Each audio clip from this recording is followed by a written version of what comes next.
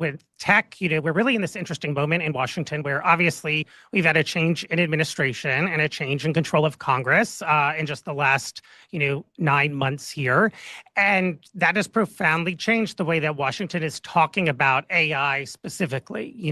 We've seen a real sea change in terms of a lot of enthusiasm around deregulation, a lot of enthusiasm around the development of AI, making sure we harness enough energy to power AI.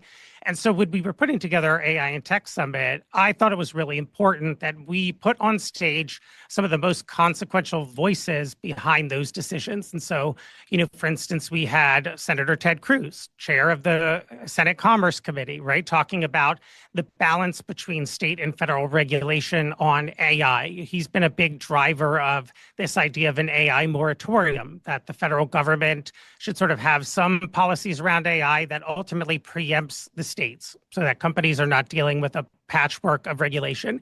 And so he talked about, his idea for a regulatory sandbox for AI. And also, I thought it was very interesting, said that an AI moratorium is not dead, which I think a lot of folks thought that it was because it had been defeated as part of our big, beautiful bill here in Washington earlier this summer. But he's still pursuing that idea. We also had Senator Dave McCormick on stage talking about his concerns about the U.S. falling behind China when it comes to AI. In fact, he's concerned that there are some areas where the U.S. has already fallen behind China. And that's an argument I hear all the time from folks in industry. I expect to hear from folks in industry.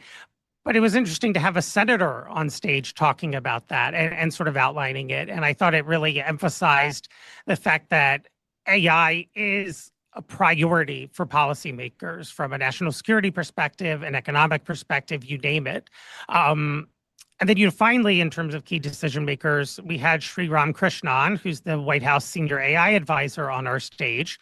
And one of the many points he made was kind of outlining, this desire for American AI and not woke AI, and really this idea that this particular technology, this was my takeaway, is that this particular technology, AI, given the power it's going to have, given the impact it's going to have, is something that policymakers are thinking about, not just as some gee whiz newfangled technology, although there is some of that conversation, but really as kind of this transformative force that is coming, and that they want to make sure it is built with certain values, for lack of a better word, in mind.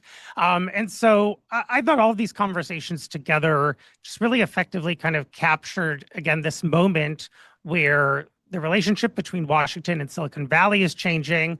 At the same time, AI is really coming into force from an adoption perspective.